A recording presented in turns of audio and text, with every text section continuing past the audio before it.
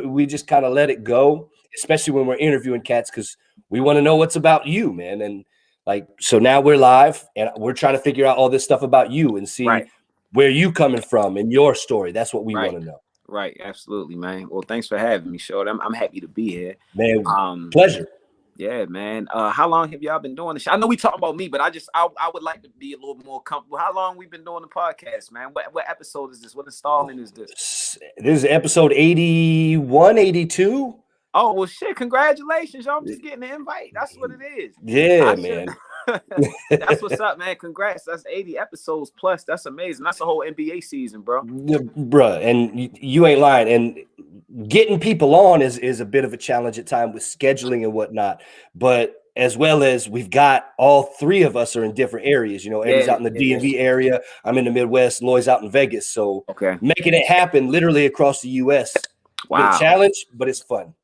Y'all had 82 months. That's why I'm mad with it. That's why I'm mad with it. Straight out the trap with it. Whatever you want, whatever you need, it's on tab. Get it. That's why I'm mad with it. That's why I'm mad with it. That's where I'm at. Okay, you chasing clout? Oh no way, your shit turn. All right. Everybody, welcome back to another episode of the I'ma Get in Trouble podcast. This shit bangs, doesn't it? Yeah, it bang, bro. I was just waiting in my turn to say that, man. This is gonna be one of the littiest episodes.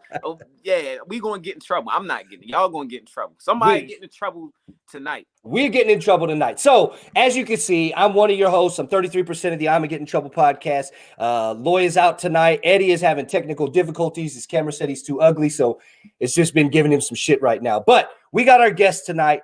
Big Fred. Everybody give it up for Big Fred. Big Fred. Appreciate you coming on, man. Appreciate you coming on. Hey, man, I appreciate y'all. Whoever clapped at home, I appreciate you the most because thank you. Like, that just is the best term of endearment. You at home, you ain't had to do that shit. So thank y'all. Anybody that just gave me some love, some virtual love just now. Eddie, what's up, bro? Are you back? You here permanent? Today is the day, bro. It's all good, baby. Today is So did you already? I heard part of it. Terrance, you already gave the intro to him. Yep. Just give me the intro, and now, as everybody can hear, Eddie's ugly voice is back on here. Fuck you, whore. This is the thing, right? So we normally do interviews on Tuesday. You know what I'm saying? And then I was like, Fred, we gotta get you on the podcast one. And he was like, man, for sure, right now. I'm like, oh, whoa. And he came through for me, man. So look, I ain't taking too much Eddie ugly slander. At least for the next 10 minutes, bro. Because he came through, man. I was supposed to wait. I'll give 10 minutes. I'll give a 10-minute grace period. We're good. Oh, man. Appreciate it. Because when you came, my man made it make sense for me, bro. So I got all 66% of y'all. This is the funny part. On the group chat, yesterday, what was the first thing I said? Yo, fucking, y'all better not fuck up my best friend. Y'all better not fuck up my friendship with Big Fred, yo. Don't fuck up my friendship with Big Fred, yo. But if y'all are real friends, you gotta talk shit. This what it is, right? This is what it is. Fred is one of them. Fred is the nicest nigga in the DMV. I don't know how he does it. At all. He the nicest dude in the DMV. Like when he meet everybody, everybody be like, "Oh, Fred's here! Oh my god, Big Fred is here! Oh my god, I can't wait to Big Fred." And that's the dudes. So it be weird. Sounds like Eddie's got a little bit of hate in his heart. If you got hate in your heart, he got some facts in his heart. I want to say, listen, bro. It be funny though, because every time you bring up Big Fred, people are like, "Oh, I love Big Fred." Fred is the only. I said this to Rashawn the other day. I said Fred is the only comic in the DMV that I know that does not have any hate towards him at all. I do, yo. It just come different ways, man. People, everybody hate the same rotation. They just don't want to put it out there in public because they feel like somebody gonna be like, Fred, what? So they got it. And it's actually worse for me because the hate people got for me is buried deeper than any other hate for anybody else because they know they can't. It's no comfortable. They don't know where a safe space is for Fred hate.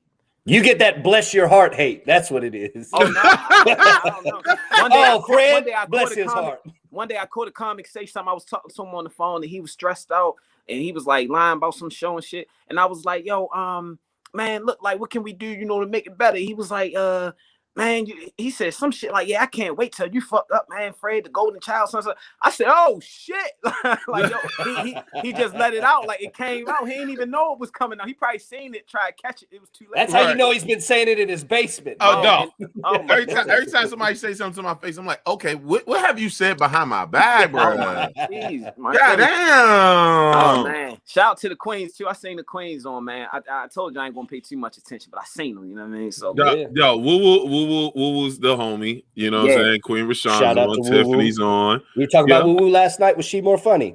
Yeah. She more funny as the shit. And like, you know what I'm saying? But that's first of all, let's kick it off because you got something coming up next weekend. Yep. For your birthday weekend. Yeah, for the whole birthday, man. We bringing back the annual situation. We didn't do one last year. But that's how I started off, with a birthday roast. After I got my neck brace off, that's how I started comedy. And every year, you know, we've been able to pick it up. And this year, I partnered with my sis, my comedy sis, and my birthday sis. We shared birthday, Stiletto.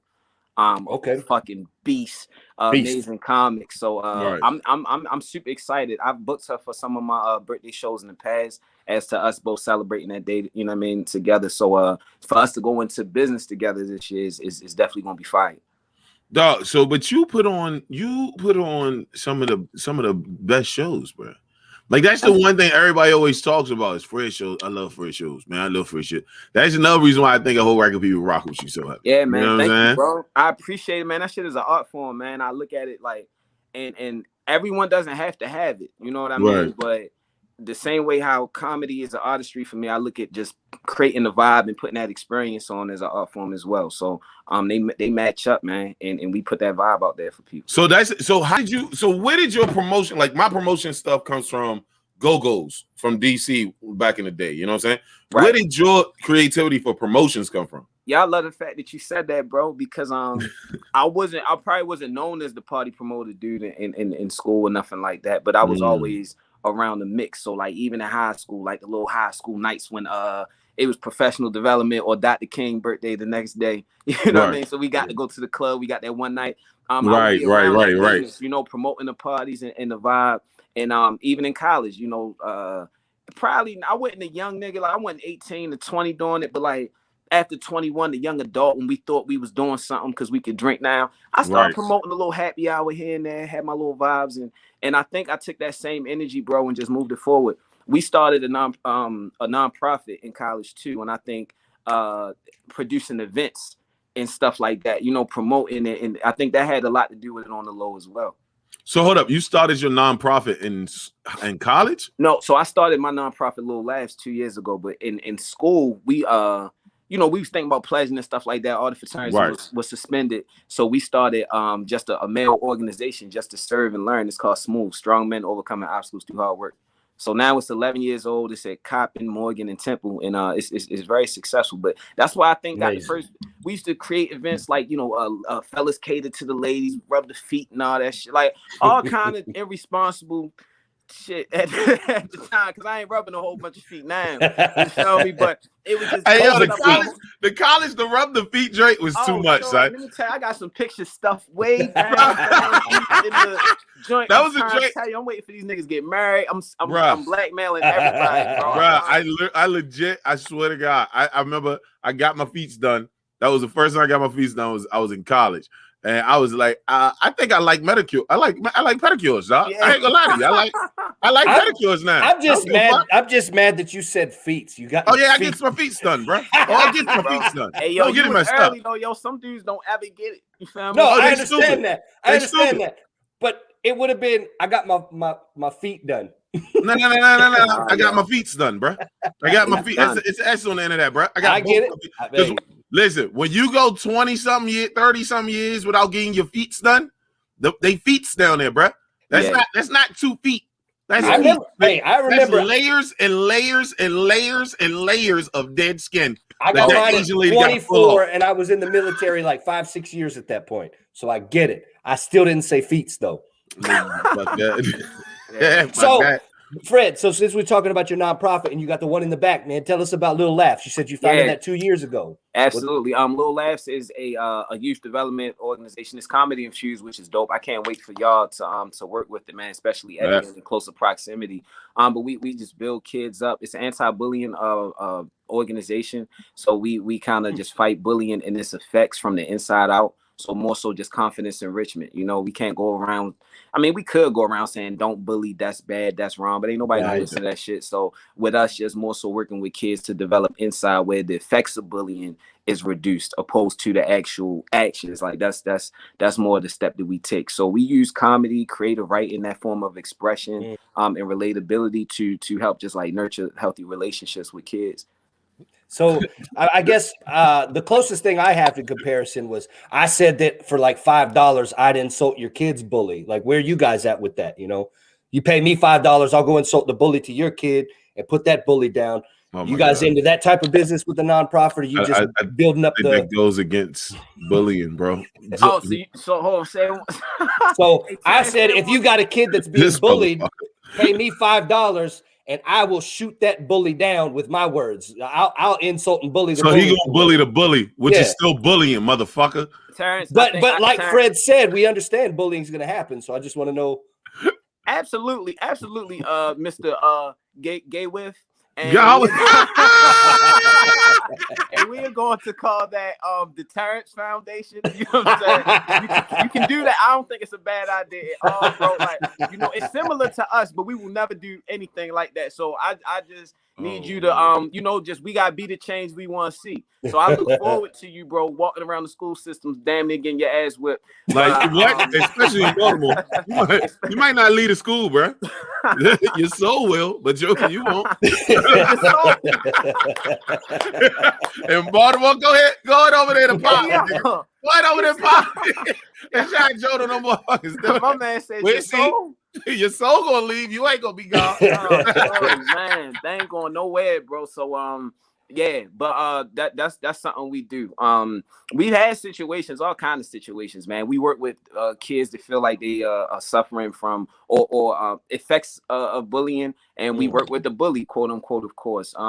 And it's just so many different things, man. When I started this organization, like people would ask me, like, yo, what's your extreme bullying story? Did you almost like commit suicide? Did you quit? Did you run away? And I'm like, nah, but yo, we all have our lives like affected by, if it's not direct bullying, just that peer pressure or lack of confidence or all those things. And when I was able to look at my life and decisions that I really made that really affected my life because of shit like that, it was enough to say, yo, I want to do something about it when it comes to kids. So no, it's not, once again, just that straight like bullying, wrong, slap on the wrist, don't do that. It's just all around youth empowerment. See, I like that. I like that nuanced approach. That makes more sense. The people that keep coming out, like, and I don't know if you saw my post that I'm definitely gonna get in trouble for.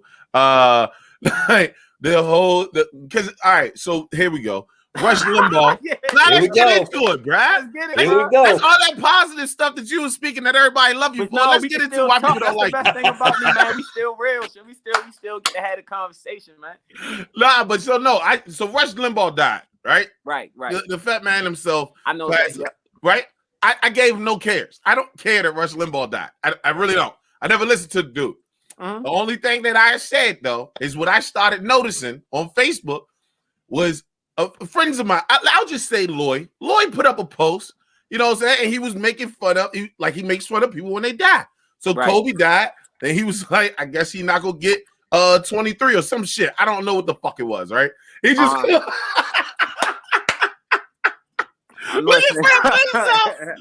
hey, nigga, don't make jokes about Kobe, bro. Listen, I get it. Everybody that's on that shit, I do get, right? But I saw the same people that was like, don't make jokes about Kobe, making jokes about Rush Limbaugh. And I am a complete freedom of speech dude, bro. You have the right to say whatever you want to say. You also have to deal with the consequences of whatever you fucking say. But don't go out here and be like, hey, cancel culture. Like, we got to cancel these people because they made a joke. Yeah. You know what I'm saying? But then you gonna make a joke. That doesn't correlate to me. Yeah, absolutely. I think another thing we do, man, not just with the kids, but working with adults and families too, is like, it's a difference. Like, we even had to tell kids, like, sometimes you're not being bullied like that. If somebody, if you want a piece of somebody's fruit snack and they say no, they not bullying you. They want their fruit snack, my guy or my girl, and there's nothing that you can do or say about, you know. So like even with adults, so like even in the case, like they bullying me, they get, and it get worse and worse. Like, yo, you like my outfit? Nah, I don't like it like that. Oh, they bully, like, yo, bro, like they told you the truth, but like, so I say that to say that like bullying is like a power dynamic. You feel me? Like a differential, something you're taking advantage of. If someone has a opinion about Rush Limbaugh or anyone else, you know, and somebody feels like that's crass, that is what it is. But people got to understand what the lines are. You know what I mean? And no way, shape, or form is expression in that way bullying anyone. To be honest, if anything, Rush Limbaugh, resting wherever you at, you know, probably bullied some people. You know what I mean? From things I've seen. And rest in the sauna. And we are human beings, so we all got to get it bad. But I'm just taking a moment since we talking about bullying to say that, you know, I mean, there's plenty of black radio analysts I could talk about and call them a bully. But since we're talking about the gentleman, I think during his tenure on radio, somebody would compare him to that of a bully sometimes. And that's, but I think in our art form of comedy, right? We have to be like, we have to be able to like fucking risk it. We have to. Yeah. Every last one of the funny jokes that we do is a risk, bro. Every fun, like, and I think people don't get that shit. Like, every funny joke that you hear is most of them are a risk, unless they like something that directly correlates with you, that you understand it before we even get to the punchline. Most of that shit is a risk. You get what I'm saying? So if you take away my ability to do risk, if I'm a risk comic and you take away my ability to do that, you know what I'm saying? You can fuck up our art. Right. Well, that's what I've always said, right? You get a lot of people that state, oh, well, this person jumps on the mic and thinks that they're Dave Chappelle or thinks that they're Bill Burr, yada, yada, yada, and they're just not. And I always counter that with, well, Dave Chappelle and Bill Burr didn't develop overnight. It took time to craft their jokes and craft their art to be where they are now. So with that, you said that you work with families and such. How much do you integrate that sort of like finding the line and not crossing the line? How much does that integrate with your nonprofit?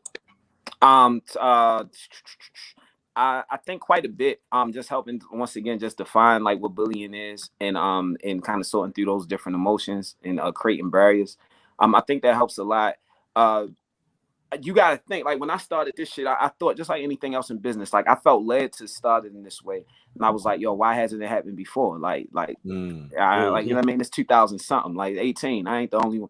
So I thought about it, and one of the things I remember telling a comedian that helps me out a lot, my guy Pudge, shout out Pudge Rose. We were in the car one day about to go into an elementary school, and I was like, bro, I think that it's never happened successfully because no one's seen any lucrative opportunities in it, and it's too much eggshells. So it's literally almost contradicting the art form, depending on who you're talking to, because it's like you talked about using comedy and bullying when a lot of times people think that bullying and jokes, it's all one and the same. So I just felt that was something that stuck out to me. I was like, yo, nobody really kept this shit going because it's too many eggshells. Yo, you going into schools and you funny as shit, but you got to watch what you say and not. So I think that's one of the things, and we're swinging that bat. And we just bold enough to put that out there and be honest and like, yo, this is bullying. These are jokes. These are the parameters and the way you create barriers. This is cool. This is gonna happen anyway. Like even talking to teachers, we help eliminate the stigma around class clown. Like we help teachers. We have teacher comedy workshops where we doing jokes, all kind of shit, geeking in front of teachers looking at the other one before they start laughing. Like, yo, can I laugh at this shit in here? Like, you know what I mean? So just kind of reestablishing the fact that this shit is okay. Like you know what I mean? Like it's cool. So yeah, that's it. But I mean, I'm being honest, and I know a lot of comics hit different takes on it, right? Bullying, not okay. You are correct. On stage, there's a difference between making fun of an audience member and making fun with an audience member. They're very blurry lines, but you can tell when you crossed over. You get what I'm saying? And people don't get that. It's like if you are making fun of an audience member and that audience member starts to like want to fight you, you cross their line. But if you're making fun of an audience member and that audience member is laughing with you, That's you get what I'm saying. As long as they're not laughing awkwardly, you had a good line. That's not bullying. You get what I'm saying? Right. But I do feel like as a kid, I got bullied, right? And so being bullied helps you understand what happens in the real world. It really does, because this is the kick, right? The motherfuckers that don't know you do not give a fuck about you, bro. Like I'm being dead ass about it, right? Yeah. If they don't know you, they don't give a fuck about you. So if you go out in this world and think everybody's your mom and your dad and your aunt and your uncle and your grandma, and they all care about your feelings, you are lying to yourself. Right. You get what I'm saying? But as a father, I get when my daughter cries, I get why you don't want your kid crying. You get what I'm saying? When somebody's like, you know what I'm saying? When somebody's talking about your child and it's hurting your child's feeling, you're like, no, they need to stop all bullying. I do understand the thought behind it, but it doesn't work like that. I think I do like the fact that you're like, hey, listen, everything is not a bully. Somebody that's overpowering you, taking your lunch money, trying to harm you, that's bullying. But somebody cracking jokes, it's not bullying. You're either going to get better at cracking jokes, or you're going to be ready for the real world when you go to the club and niggas are like, hey, you ugly. And that's what I say, just to kind of piggyback on that right quick. People act like bullying stops at school, and it doesn't. It just changes forms. You just go into a corporate America, you go into the military, it just changes forms. Oh, y'all military dudes bully, bro. I'm sorry, man. Yeah. And that's y'all niggas are bullies. Yeah, I mean, I agree. I was. Military dudes are bullies. But that's another thing too, man. Like in us working with teachers, we notice like it's no invisible line when you like 18 or you graduate that you go through, and it's shit, you know, like all those characteristics in bullying or the trauma that you might have faced in school, whether it's self-harm, bullying, whatever, that shit just doesn't disappear. So I think another thing is really drawing that attention that if every generation grows up and says, man, I dealt with that shit, it is what it is. I dealt with that shit, it is what it is. And so on and so forth.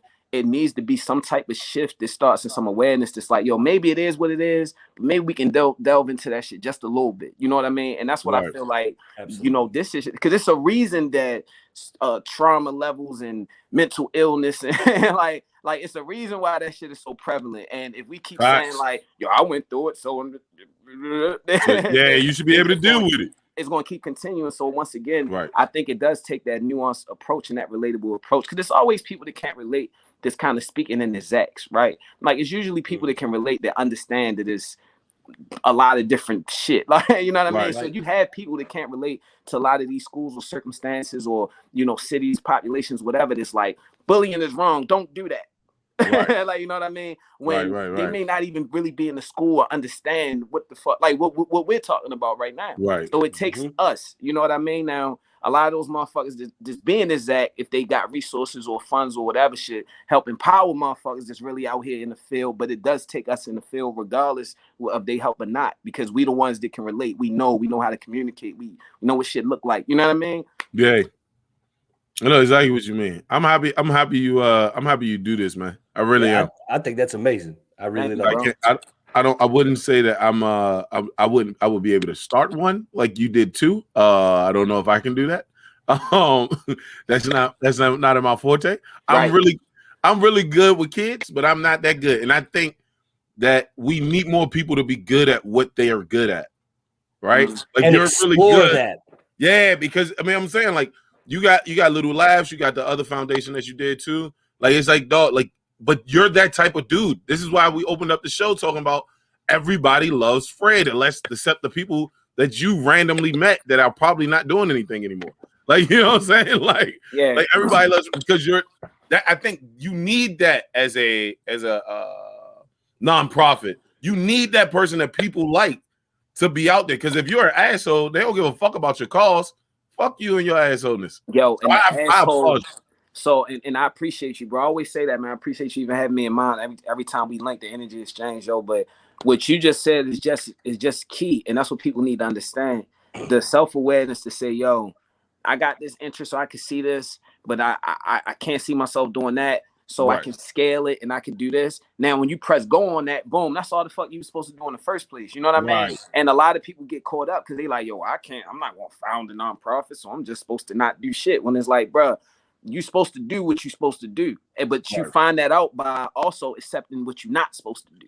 That's real shit. But you're not even going to start that shit if you don't even acknowledge that you got an interest in doing fucking something in the first place. You get what I'm saying? So people, it's so many people, bro, in so many different communities. It's like, yo, we needed this. We ain't had of this. I never seen of this. If we just had of this, and it's like, yo, every time you do that, you undermining yourself. Like, who are you? Are you not a human being? Like, what the fuck are you saying about you, dog? Like, I don't even like when people say that shit to me. So if we had this, then this would be this. Yeah. Like, okay, then do it. And if you're not doing that, then what are you doing? Because that same energy of finding what you're supposed to do will help. If everybody was using that energy, motherfuckers would know what the fuck they supposed to be doing. Right. I can tell that you're really passionate about this, and I appreciate your vibes in general, Fred. This is my first time actually meeting you, so I appreciate your vibes. I appreciate your passion. My question would be, I appreciate that.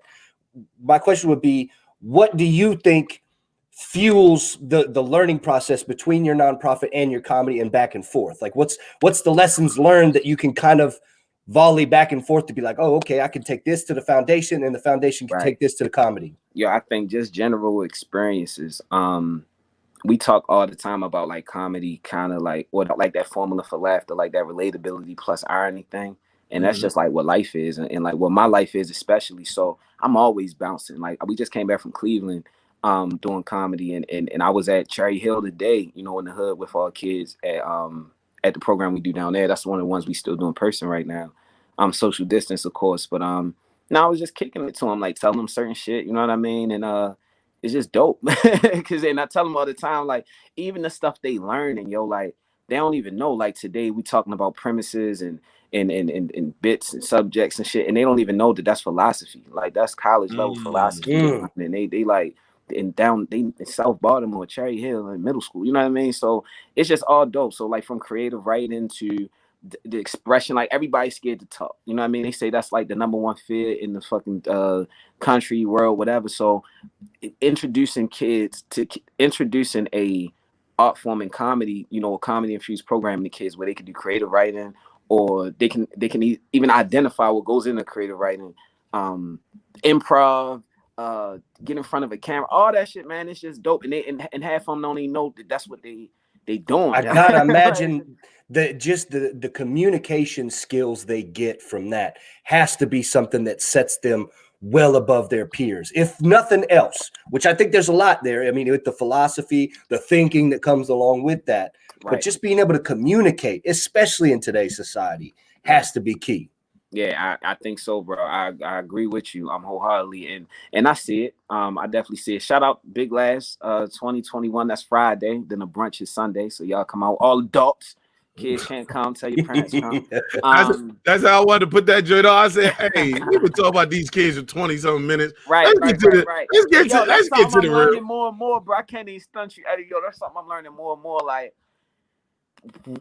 when it comes to the comedy, yo, like, these hats, sometimes I be getting caught up. Like, I be having an executive director hat on, but when I'm in this comedy shit, when I hit that stage, bro, that shit got you go all the way fuck off in the river. Like, it gotta go. Right. And I gotta consistently tell my, that's why I don't mind saying it on wax, because I have to consistently remind myself of that, because when parents may be the greatest parents in the world, but when they come to comedy shows, they don't love their kids no more. Like, the 2 hours that they in that room, they don't love their kids. They not thinking about their kids. They ain't trying to hear no good news about their kids or no kids for that. Right. So it's like, I be having to really tell myself, like, yo, remind yourself when you go up there, this is the getaway. Like, the last thing you need to be. And for a minute, I would be so excited to get on stage and talk about, little last experiences that I thought was funny, or this, and that. And even though it's cool and it's funny, it's like, right? No, cut up, nigga, like that. Yeah, you gotta save that for the clean show, bro. Right. I said that to somebody else, like, and this is one of my arguments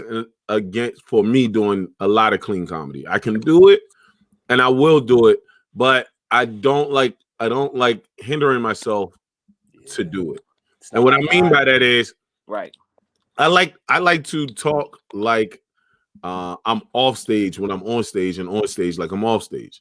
I don't like going and I don't like trying to change it back and forth. You know what I'm saying? So I try to make sure that everything that I do is done in the same realm. Like, it all stays in the same realm. So that way I can always stay the same person. What I'm scared of is, or not scared of, do you run into the situation of, parents coming out to your shows and like expecting Big Fred from the fundraiser or from the nonprofit as Big Fred. I know I did kind of. I'm sorry. No, I'm laughing because that's all real shit. That's why I'm laughing. Oh, for real? I thought nigga, this is a nonprofit. There ain't no goddamn fundraiser. No. You need a fundraiser. You need a lot of fundraisers first to have a nonprofit. Yeah. But so do people come out to the shows and they be like, "Oh, that's not Mr. Fred that we met at the nonprofit"? Yo, all right. So that's been something that I've been going through. I've been going through recently, actually, not necessarily like with parents coming out the shows, but just keeping everything consistent. I'm still a young man, you know what I mean? And it's not my fault that so many people wait till they 50 to start giving back or want to put their hand back in the community. So I'm still growing up. I'm still a young Black single entrepreneur dude from the streets. Don't act like I didn't catch it. You just put that single in there. Just in case. I don't know who on. I don't even know who commented. I'm sure some ladies on here, you know, especially the bad ones. Bad ones don't comment like that. They just watch. So I'm here for all y'all. But think about it, he's funny and he's sweet. Ooh. And he's sweet. But so yo, I've been going back and forth with that all the time. Like even from my language, like you know, I had vices, different things, and with social media, yo, you really do have to watch it. So you know, but then our art form is really just best when we can just genuinely be ourselves. So I real time just kicking it to y'all. That is something that I'm going through right now, and I've never had a parent, but I tell you something funny. I was a part of like a grant situation in Baltimore where I was one of like 25 people to allocate funds to nonprofits that had applied for it, right? Nice. So and it was dope. I was able to empower some people that I kind of knew about their work. Like it was real nice, great opportunity. But the executive director of that, she young woman, probably like a couple years older than me, early mid 30s, but she dope. She definitely a boss. One day I was performing at this room, like this Wednesday night room, bro, and I was talking some big shit. Like I was in my bag, and I looked up, and she was right in the front, bro. No. Like she was right in the front, and I'm like, you know, I'm like kicking my shit. So when I seen that, even naturally, I think I took a step down, but I started fighting myself, like, no, fuck it. So I finished the show. I didn't get to holler at her, but I definitely was paying attention if she was laughing or not, right? So she was laughing. So 2 days later, it's this big organization that, you know, my organization has been funded by. It's a global organization, and bro, I get on the email and she is just named the executive director of the whole shit for the Baltimore chat. Either you just did all that shit on front of her. I was like, yo, bro. And the shit that I was talking about, I was just talking big shit. I was talking all kind of shit. Half the shit I never even went through in my life. I was doing some Jay-Z in my lifetime. I was talking about other people's shit. Like, oh man, it was bad, bro. But yeah, that's my story. When no parents, like parents, they be dragging. They be like, hell yeah, I'm glad you be, yeah. So now I don't gotta stunt in front of you like I'm really a good parent. They like they be feeling good about. But shorty and she. Yeah, that was bad, bro. Bro, I think the worst joint I ever had was the DC Comedy Festival. I show up to the show. I go to set up the show. When I set up the show, freaking, I'm hosting. I go out on stage. I got DJ Dragon, right? Shout out DJ Dragon. Yeah. It's DJing. I go out on stage and I start going, right? And I'm running, right? I see my bro walk in. I'm like, yo. So then I got a joke with my bro in the drink. So I'm like, I don't put my bro in. And then I hear, and I look down to my right. It's my aunts. My aunts have been there the entire time. And I was like, So this bitch, right? That's the only way to do it. I just kept going, son. I had no choice. I was already in it. Like I was in the middle of the joke. I was like, You're already in the pit. Might as well dive in. My last dude, you just gotta go with the drink sometimes. But like that drink, like that was when I was one of the main reasons why I say, dog, I just keep it the same. The only people I don't really curse in front of is my father, my mom. And now the drink now because of the comedy, it slips sometimes, right? Whereas my mom won't watch the podcast. Because she'd be like, yo, you curse too much. And I'm like, it's my podcast in my house that I pay rent at. Like, you know what I'm saying? Like it's mine. So, but in her house, I you know, this mother, you know. Yo, I made that face. I made that face. I was about to, you know. I made that face because you just helped me remember that my mother could definitely be watching right now. And I know I've been saying somewhere, Ma.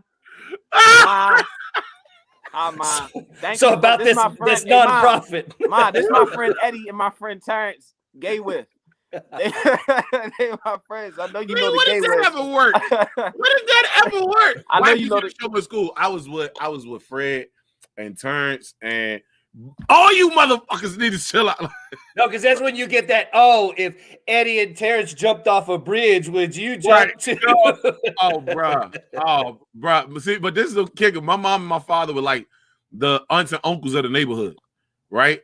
So it was like, and they would like they passed us. So it makes it. Oh yeah. It makes it so much worse. You was on the youth choir. You had to be. Was I? No need. I was about to say. All right. Was I? Yeah. Was I? Singing soprano. Hold on. I can still sing when I want to.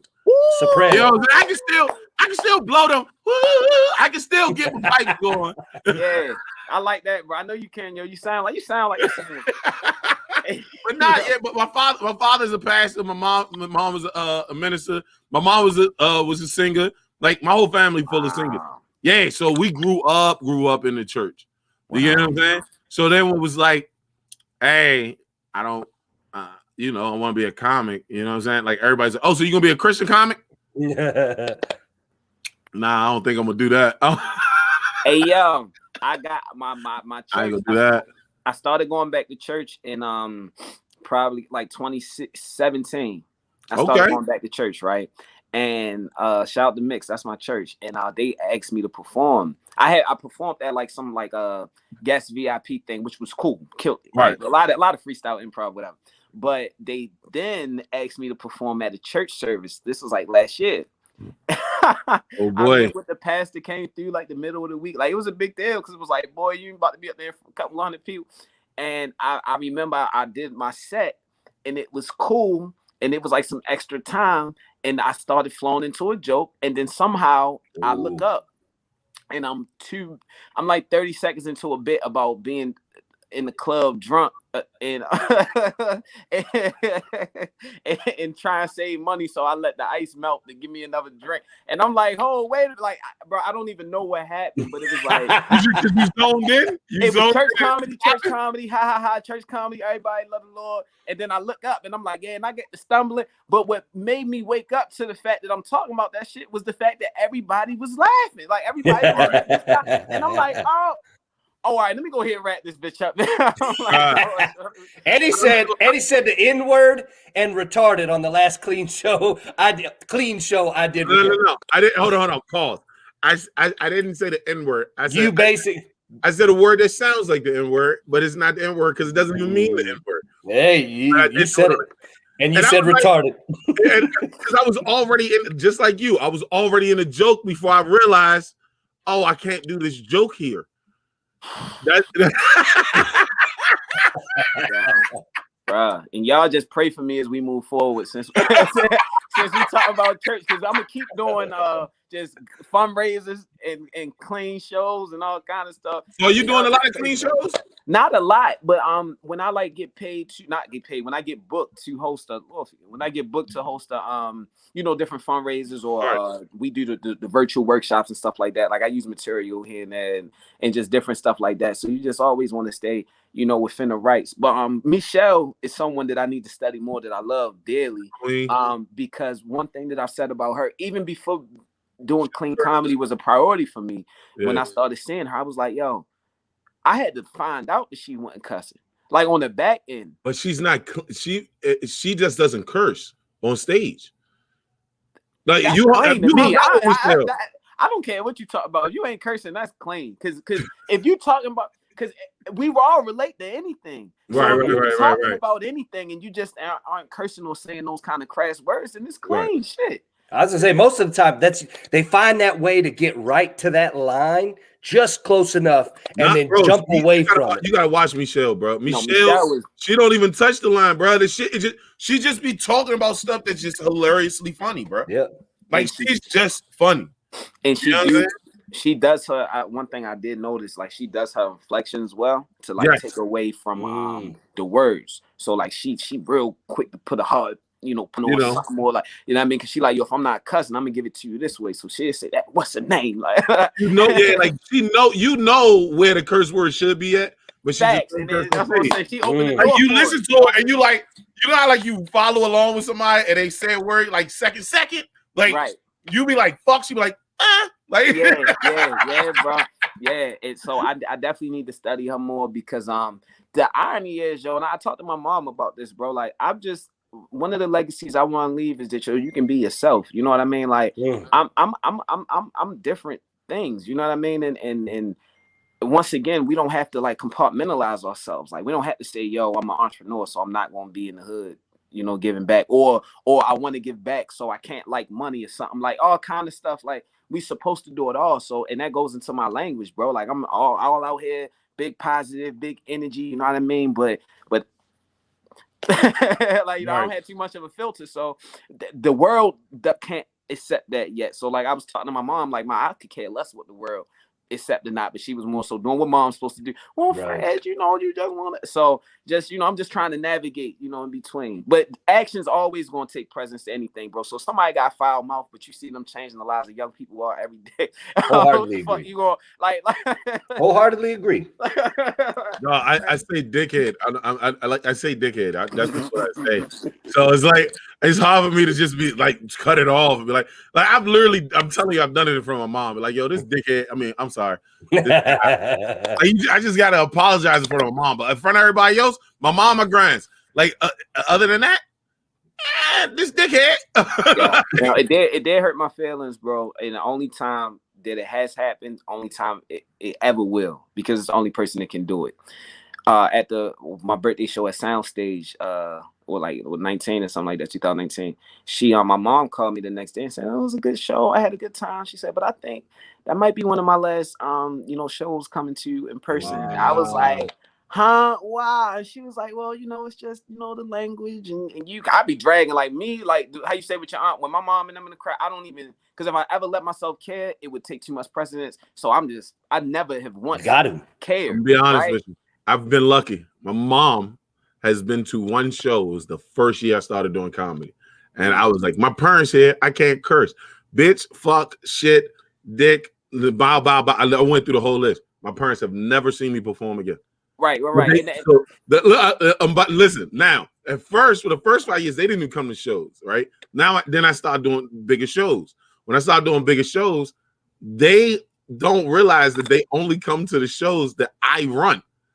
So they never come to a show that I'm performing on. So I just don't perform. Like, you're not about to catch me, son. Like, I ain't catching me slipping out this bitch, nigga. Yeah. That caught me. I was like, "Mom, for real?" She was like, "Yeah." And then I had Paris Sachet. That's my baby. Shout out to Paris. That's my sister. I had Paris on.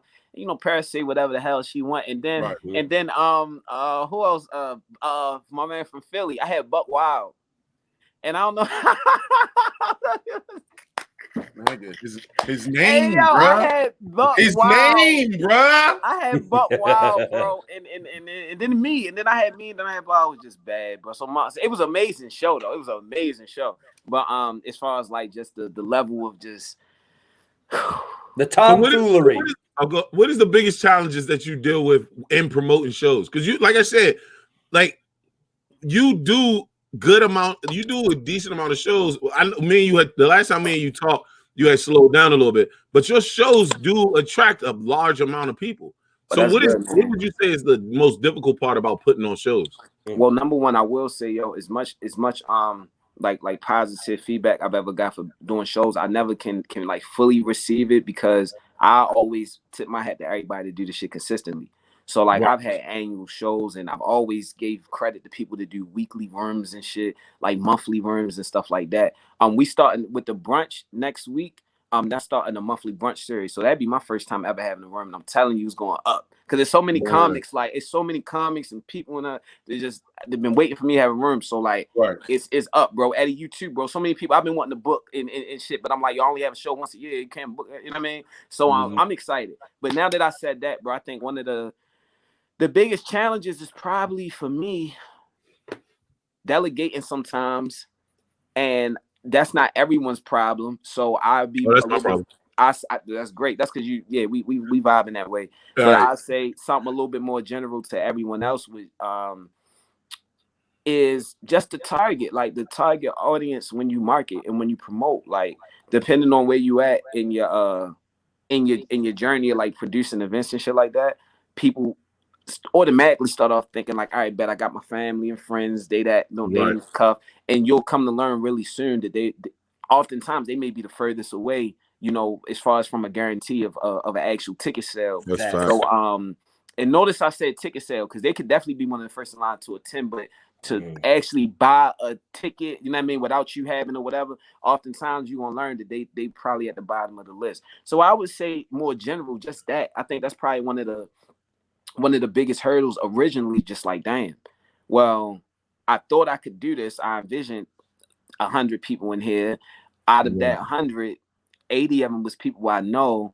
Now the 80 people that I thought was guaranteed to come, I don't know where the hell they at. So, but it seems like it's 200 people that I don't know that might be interested if I holler at them and dance around and fuck with them a little bit. And that's when it starts to teach you like to appreciate the relationships you build like kind of authentically. And that's how it's been for me over the years. It's been people that have been close to me, bro. I'm talking about family, friends that doubted my ability to have successful shows and still come because they feel that obligation, but then positively, pleasantly surprised, like, yo, this motherfucker sold this bitch.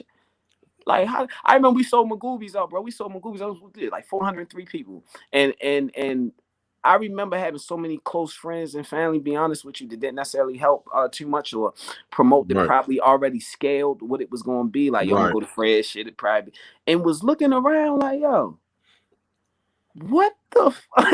Like, ain't that the greatest, most shitty feeling ever, though? That's they got that corner. You want that corner? But that's that common misconception I think we all have as comics early on is this is my friends and family. They're going to support. Right. And they do support, but like you said, Fred, the key point is the support is very different from ticket sales. Yeah, very different.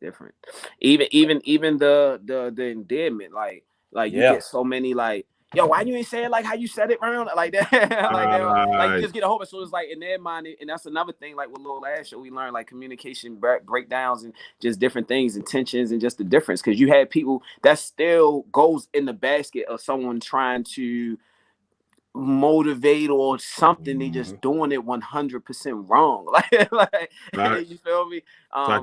So just like you said, this is space for it that people, family and friends put themselves in, but oftentimes it's not beneficial to us at all, man. And that's rather selfish for real. So I don't even promote, and I had to explain this to, I forgot who I was talking to about it.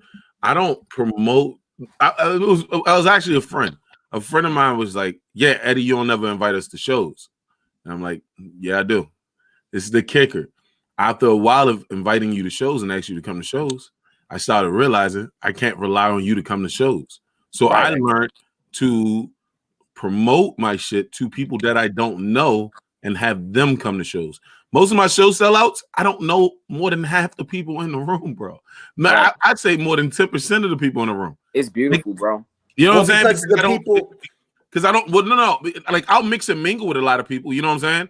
I try to talk to every guest that comes in one of my shows. That's not a joke. Like I'll push off comics and like, listen, if you gotta go, you gotta go. But we can talk once all these people leave because I need to go. Hey, thank you so much for coming out to the show. I really appreciate it. They're gonna say it was a good show. Thank you so much. This is all I want. Like I try to do that with the audience, but I don't know them niggas by name. You get what I'm saying? Like, but that's the showmanship of this thing. But with family, it's like it's hard for me to promote to you guys because if you don't show up, it hurts that much more. Well, like for my beginning shows, every time I used to have family be like, "Oh yeah, I'm gonna be at your show. Oh, I'm gonna be at your show. Oh, I'm gonna be at your show," and them niggas didn't show up. I was like, "Yo, you gotta be shitting me, bro." Family. You got to forgive family for that though, right? And the friends, because you have to understand it, one, and then two, I think they also get a little bit of that proximity bias in that I'll catch the next show and they really believe they'll catch the next one, but that next one bleeds away and then the next one bleeds away. Right. But they're not your target audience. But that's why I love and I'll be honest, the reason why I always shout out my aunts, right? My aunts don't tell me when they come to my shows. Right. So my aunts will, swear to God, so my aunts will see a show that I have a show on like the Broken Diamond page or the DC Comedy Festival page, and they'll buy a ticket and just show up to the show. They don't tell me that they coming to the show. You know what I'm saying? That's why I have the most love for them. But a lot of my family has never been I've told them, dog, I got DuPont Underground. I got the joint at Union Stage that's right next door to my uncle's place, right? Like I've told multiple, and some of my family, like my uncle, is real with me. Yeah, I can't make that one, nephew. I can't make that one, nephew. I can't. But every blue moon, I catch somebody that be like, "Oh, I'm gonna be there." I'm like, "Yeah, son, my cousin's coming through." You know what I'm saying? My dog's coming through. Everybody gonna meet. Hey, where you at? Oh, I forgot all about that joint, bro. Mm-hmm. Yeah, and another thing, though, another thing that I even just did to an extent that I think all of us get caught up in doing. Like even with the majority of what I'm talking about, shout out to the couple cousins that definitely, like you said about your aunts, will pull up sometimes, or just some of my cousin brothers that was always there. Some of the ones that always come to the birthday shows, because sometimes you get, and that's not just with family, that's just with overall. Like people talk about it often. Like you'll get so caught up with the lack that you won't focus on the people that's actually there and the audience that you actually building. So anytime we can correct ourselves real time, that's the best way to put something out there. So I had to just check myself real quick. What you got going on with comedy hype? Are you still working over there, or you like fell back a little bit? No, just kind of. I wouldn't even call it a fall back, man. They so dope, yo. As far as just and Eddie, John and them, yo. They dope as far as just creating a space, like, and actually doing it. So like you. To swing and miss, you still gotta like swing something, right? And that technical space and the way they doing it and who their competitors are, and them being one of the only black type of publications, all their swings are legit. So they be finding real comics to interview, putting real like things together, and they just trying to make the shit work. So with all that rambling to say that I haven't been working with them as much because what I was doing was a part of something that they used to do, and they haven't been doing it as much. They've been more so kind of on the spot with interviews of comics, just different things where they're utilizing actual journalists, like young black journalists and people that are in that field specifically. So now I can't wait. Hopefully you get back out there, man. Like, because like I said, everybody loves you, Fred. This is. I think I told Rashawn. I said. I think Fred is my broship cut. Like what is that shit? My damn, not bro man. Friendship man. Like the bro friendship man. Dog, because it's like, dog, I was like, yo, I'm gonna get Fred to be my best friend one day, dog. I'm telling you, son. Me and Fred gonna be best friend, bruh. I don't have the power. I'm being real with you, Fred. I wish I had the power that you. I've seen people try to fake you to make other people like them. Wow. Which is like I'm trying to give you. That's a compliment, bro. I never knew that. I'm trying to give you. I never know what you. That's a brother. I'm trying to give you my flowers, guy. Like how you walk around. Like when you come to the motor house. Watch the next time you go to the motor house. I just want you to sit. I want you to put a camera in your little shirt, right? I want you to put a camera in your shirt, right? And then I want you to push record and walk up and say, "Hey," and watch how everybody leaves whatever they doing is like Fred's here. Oh my God, Fred. Wow. That's just funny. Oh, man. Ain't nothing wrong with that, Fred. Oh man, yo, Rashawn geeking. Yo, look, man, like it's the God in this, man, for real, bro. It's like, and that's once again, yo, if we are allowed to think that. I want to say this the right way, but at the same time, I'm not going to because we on the podcast. But if we all were made to think that like people that have relationships with God or just positive people, fuck positive people that have relationships with God or just look to God in that way. If we were to think that people like that are just somewhere or a certain type of person and then that would just eliminate us from feeling like we can become that type of person. You know what I mean? because Eddie, like perfect example, you know, Terrance, like we ain't say just speaking on church specifically, like I ain't a church person. So do that mean that you can't put light and love out there? Like, you get what I'm saying? Right. And a lot of times when people try to compartmentalize themselves, like we said earlier, you'll feel like that. Like, well, damn, I know I got this aspect in me, but I can't tap in because I cuss. Right. Like, you know what I mean? Or cause I do this or that. And it's like, nah, bro, we are powerful. And those things exist, you know, mentally to have us try to hold some of our power back from ourselves. So, you know, Lord willing, what you see from me, bro, as we move forward is someone that you know, just build or lifted as I climbed and still got there, you know. So when I go to schools, yo, it used to really get to me when kids were like, they rock with me too. Like, they rock with me, rock with the program, but then they'll see my phone on the back end and see me like really look at it, because it like look through it and they'd be like, hold up, you know, you did. And they used to ask me this question so much, used to always get to me, because they'd be like, hold on, yo, you dope, like you really doing stuff. And they'd be like, yo, why you here? Because in their compartment, like anybody that's like great or good or doing they won't come back is never supposed to be there. Yeah. And yo, I would hear that so much in the beginning. It drove me so much to like stay. And I'm just working hard, wearing multiple hats to try to show that, yo, you don't have to say like, yo, I'm pursuing this, so I'm absolutely gonna be cut from this. Like, how much more, like, because people that's famous, yo, right now can come to some of these schools, and we've been at this for a couple of years now, where some of these people that's famous can come to these schools and it'd be dope and it'd be amazing, but some of these kids would really be convicted, like, well, these my guys though, like yo, you dope, like, you my man, but these, like, cause they know the difference now. So it's like, why not find a way to be who you are, but still locally or wherever you came from, still had them guys like, oh man, that's yo, you know what I mean? Right. Even some of the dudes, the trap, and some of the dudes in Baltimore didn't really have any as far as like big like rappers or musicians, but certain dudes that, you know, still come back around the way, different ball players, different stuff like that come back around the way. It's limited as far as the examples we using, but that does something for people. Like, oh, yo, he still come around, he be hooping. Like, you know how many ball players still come out of Baltimore at higher levels? You know how much it is a lifestyle for all them NBA players to come back to Baltimore and bring their friends. So that is not a coincidence. So that's something that we all got to do too, man, on every level. Yo, Fred, thank you so much for coming on, bro. Where can the people find you? Where can the people find you, Big Fred?